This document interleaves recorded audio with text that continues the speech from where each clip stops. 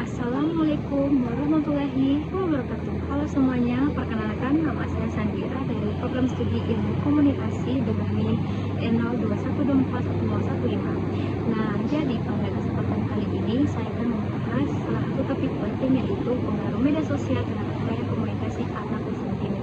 Namun sebelum kita membahas lebih jauh, yang perlu kita ketahui adalah bahwasanya di era digital seperti sekarang, tentu saja sosial media sudah menjadi bagian dari kehidupan kita. Hal ini bukan hanya bagi orang dewasa, tetapi juga bagi kalangan anak-anak usia dini ataupun di bawah umur. Tentunya dengan hal ini membentuk bagaimana anak-anak tersebut berperilaku, bersikap, bertindak, dan juga berkomunikasi pada orang-orang yang mereka temui atau orang-orang yang ada di kehidupan sehari-harinya. Nah, tujuan dari program ini adalah untuk mengetahui bagaimana media sosial membentuk gaya komunikasi anak usia dini ataupun di bawah umur. Metode yang saya gunakan pada penelitian ini yaitu berbasis konten media sosial seperti Instagram, Facebook, Twitter, YouTube, dan juga saya mewawancarai 5 responden yang memiliki anak ataupun adik di bawah umur. Nah, kemudian hasil penelitian ini membuktikan bahwasanya banyak orang tua memberikan akses media sosial kepada anak mereka agar anak mereka ini bisa tenang dan juga tidak terlalu seperti menangis atau untuk tujuan edukasi. Namun ternyata ada juga dampak negatifnya seperti anak mulai meniru kata-kata dari media sosial. Ini tentunya berdampak pada etika dan sopan santun mereka dalam berkomunikasi kepada orang tuanya, kakaknya, keluarga, ataupun orang-orang yang ada di sekitarnya.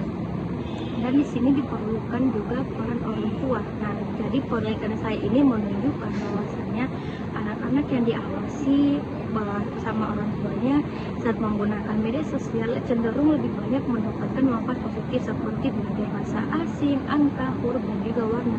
Namun ternyata sebaliknya, tanpa pengawasan mereka ini lebih rentan terpengaruh hal-hal negatif seperti mungkin dari cara berpakaian, bersikap, bertindak, ataupun berperilaku, apalagi berkomunikasi. Nah, solusi ataupun pencegahan yang bisa saya berikan di sini, yang pertama, batasi penggunaan media sosial kepada anak dengan mengatur minimal 2 jam per hari.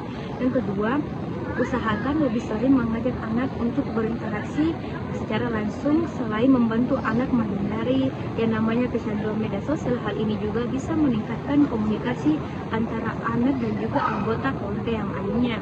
Yang ketiga, mengatur konten yang positif kepada anak seperti kisah dongeng yang inspiratif atau konten edukasi lainnya. Yang keempat ini terakhir, menggunakan aplikasi yang lebih aman untuk anak-anak usia dini seperti YouTube Kids untuk menghindari konten negatif yang sangat cepat tersebar luas di sosial media. Jadi, kesimpulan yang bisa kita berikan di sini adalah anak-anak usia dini memiliki kemampuan belajar yang cepat. Maka dari itu, mereka perlu pengawasan dari orang tuanya. Media sosial memang menyajikan banyak kemudahan di era yang serba digital saat ini. Tapi tetap saja ada banyak bahaya dan juga dampak negatif yang tersembunyi di dalamnya. Orang dewasa pun terkadang terkena dampak negatif tersebut. Lalu bagaimana dengan anak usia dini ataupun anak-anak di bawah umur? Mereka ini belum mengetahui apa yang baik dan buruk dalam media sosial. Maka dari itu pentingnya bimbingan dan pengertian orang tua atau orang dewasa kepada anak kecil atau anak mereka, dan ini merupakan hal yang sangat penting.